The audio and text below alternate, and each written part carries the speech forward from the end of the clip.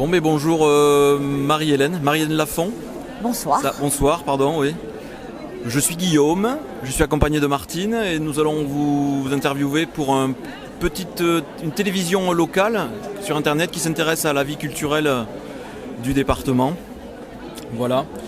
C'est un plaisir de vous avoir rencontré. Je ne vous connaissais pas ce matin. On m'a dit par hasard... Ah non, j'étais attiré par le titre du film, parce que moi je suis musicien et je fais de la musique à danser. Donc je travaille dans le monde du vivant, de la musique et tout ça. Et voilà, la première question c'est de comment vous trouvez Jendou, quel était l'accueil, quelle est votre impression sur le festival? Alors j'avais déjà entendu parler du festival par des amis qui l'ont pratiqué et j'en avais entendu dire le plus grand bien. Et en effet, c'est totalement stupéfiant. Enfin, déjà, excellente qualité d'organisation, excellente qualité d'accueil. Je trouve que, mais je sais qu'il n'en a pas toujours été ainsi, mais que la salle dans laquelle a eu lieu la projection, là, le bâtiment, etc., c'est absolument formidable. C'est vraiment épatant à tout point de vue. Bien. Et c'est une très bonne nouvelle, politiquement, Oui. culturellement, qu'il existe des endroits où se passent des choses comme ça, quoi. Et il y a un monde, c'est dément ce monde. Oui. Donc c'est absolument Et formidable. ça dure depuis 40 ans. Oui, c'est quasiment. ce que j'ai compris. Voilà. Je trouve ça merveilleux. Alors, et comment vous avez accueilli la projection en fait de ce film? Comment Oui. vous l'avez vécu? Si vous voulez, c'est pas la première fois que je le voyais dans des conditions de cinéma, puisque je l'avais vu dans une salle à Paris qui s'appelle le Majestic Bastille, où il y a un très grand écran. Donc j'avais déjà vu le film sur très grand écran, ce qui est un choc quand on y a une place qui est la mienne, c'est-à-dire qu'on se voit tout le temps quasiment. Oui. Bon. Mais j'étais préparée à ça. D'accord. Et j'aime énormément cette salle, je la trouve extrêmement agréable, donc c'était très agréable de le voir dans ces conditions-là. Alors ensuite, évidemment pour moi, quand je vois ce film-là, dans un festival, je suis avec Cécile et Olivier, je sais qu'ensuite il va y avoir une discussion. Voilà, moi je ne suis pas du tout en mode détendu, je regarde ça Oui. à distance, hein. J'accompagne ce film, non pas comme j'accompagnerais mes propres livres, puisque je n'en suis pas l'auteur, mais voilà, c'est donc une disposition qui fait que je suis un peu sur le qui-vive et que j'essaie de voir le film et de me voir moi aussi d'ailleurs, hein, comme à distance. Je sais. Martine, tu peux poser une question? Oui. Vous avez employé le terme de politique dans Oui. votre première réponse. Vous pourriez être un peu plus explicite, bien que j'ai compris de quoi il s'agissait, mais Oui, vous en expliquer un peu plus. j'ai dit que... C'était politiquement intéressant, politiquement d'employer le terme politique. Oui, mais qu'il y ait autant de monde ici, c'est ça que j'ai dit? C'est ça, oui. Ah, d'accord, vous revenez en... Oui. D'accord. Ben oui, c'est formidable par les temps qui courent de penser que les gens peuvent se rassembler comme ils se rassemblent ici, pour du cinéma qui n'est pas mainstream. Hein. Ça va pas faire 10 millions d'entrées, hein. Oui, oui, oui. On est d'accord, les films qui sont là. Donc, je trouve ça absolument formidable. Ça confirme ce que je vois, moi, en accompagnant mes livres, hein. À savoir que des gens, du public disponible pour des choses qui font penser, qui ne sont pas forcément au sens du vent ni dans l'air du temps, et qui sont créatives et singulières, il y a du public pour ça. Oui. Alors j'avoue, moi je fais partie du public, hein, je ne suis pas un intervieweur professionnel, je suis venu ici pour le plaisir du festival et je vous rencontre en fait. Et pour moi c'est une grande surprise, j'ai vraiment apprécié votre travail, enfin beaucoup de choses, ça fait beaucoup d'écho en moi. Et en fait j'aurais voulu savoir quelle est votre inspiration dans votre travail, qu'est-ce qui vous a amené à l'écriture? C'est vraiment une vocation, l'écriture. Oui. Hein. Vous voyez, je employais ce mot qui est un grand mot, mais voilà, moi je l'aime bien, hein, ce Alors, mot-là. Je pense à ça parce que vous avez parlé de cette espèce de volcan, là, d'éruption. Vous pourriez... Oui, si vous voulez... J'ai moi, trouvé l'image très, très forte. Voilà, j'ai toujours voulu écrire, j'ai commencé pour toutes sortes de raisons à le faire très tard.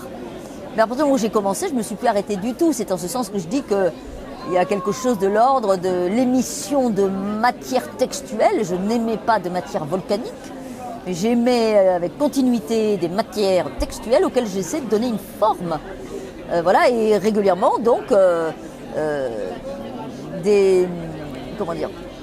des objets qui ont la forme littéraire que j'ai tenté de leur donner sont publiés, au fond. Voilà. Et la métaphore volcanique, je la file volontiers parce que je n'y peux rien, c'est comme ça, c'est le hasard de la naissance qui m'a placée là, mais je suis née dans le Cantal et c'est un volcan. Géologiquement, c'est un volcan. C'est ça. Et là, sur votre dernier livre, donc du coup, moi je suis aussi issu d'une lignée agricole, très agricole. Vous avez parlé de plein de choses que j'ai connues, hein, des tablés avec des commis agricoles, tout ça. Enfin bref, c'est un univers que je connais, qui est aussi dessus de mon enfance. Du coup, est-ce que vous pourriez nous parler du contenu de ce livre, en fait, si vous voulez, de quoi ça parle la matière de tous mes livres, hein, presque tous, est en grande partie liée au fait donc, que le hasard de la naissance m'a placé dans un lieu, dans un milieu,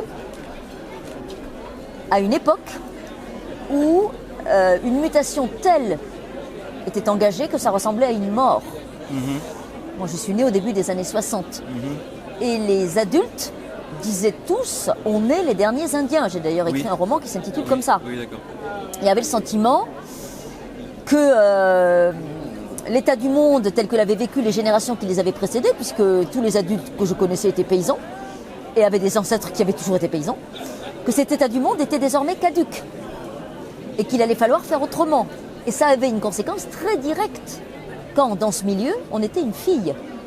Ça avait la conséquence qu'on nous faisait comprendre, sans nous le dire agressivement, hein, mais qu'il faudrait aller gagner notre vie ailleurs, nous les filles. Et pas ailleurs en épousant un paysan à 20 ou à 30 km, comme ça a été le cas pendant des générations. Ailleurs, vraiment. Et sans être paysanne. Bon, mais ça, c'est pas spécifique du Cantal, hein, ni même de ma famille. Hein. C'est massif. Tout le célibat des paysans de cette génération-là, d'ailleurs. Oui, d'accord, La mienne, hein, avec toutes les filles, je suis bien placée pour savoir, qui sont parties.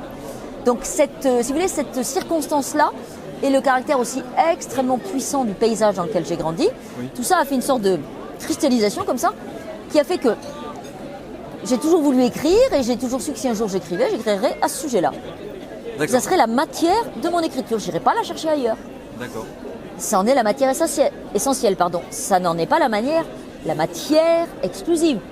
J'écris aussi autour de la matière citadine. Je vis à Paris depuis plus de 40 ans. Hein. D'accord.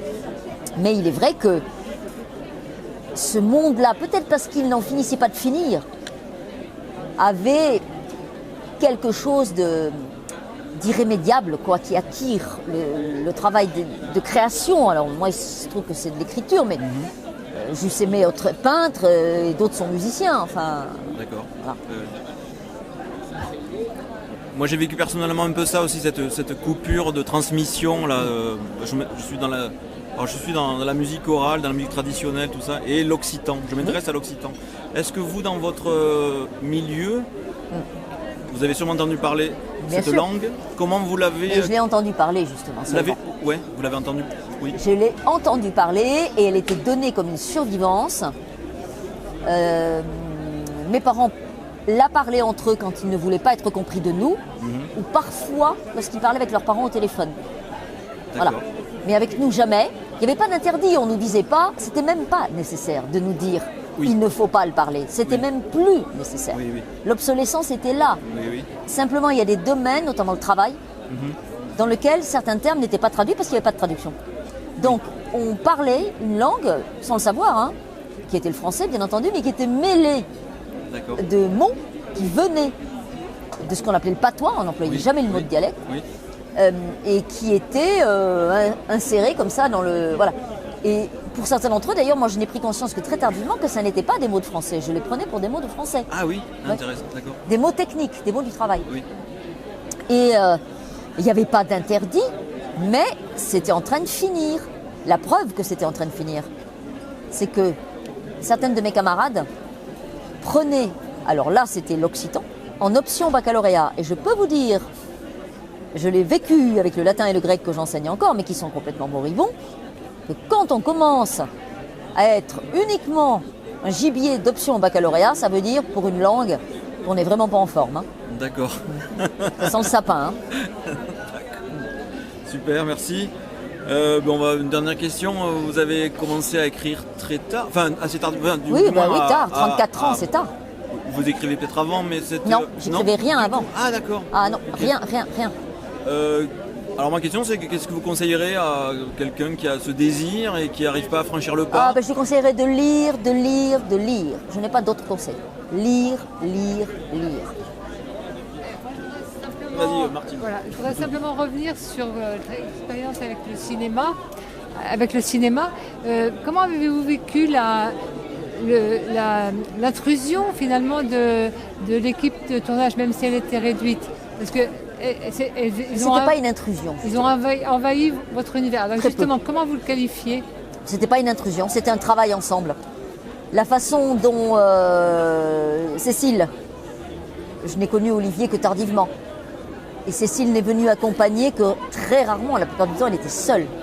Donc la façon dont elle a procédé a fait qu'à aucun moment je ne l'ai vécu comme une intrusion. Donc ça s'est fait en se faisant, simplement je n'avais pas mesuré, je savais que dans tout ce que je disais, eh bien une part infime allait se retrouver, et je ne savais pas laquelle, allait se retrouver dans le film. Et c'est vrai que moi-même, la première fois que je l'ai vu, je me suis dit waouh, tu as dit ça quoi. Par exemple, cette phrase où je parle du suicide potentiel de mon frère. Par exemple, je me suis dit oh là là, elle a gardé ça.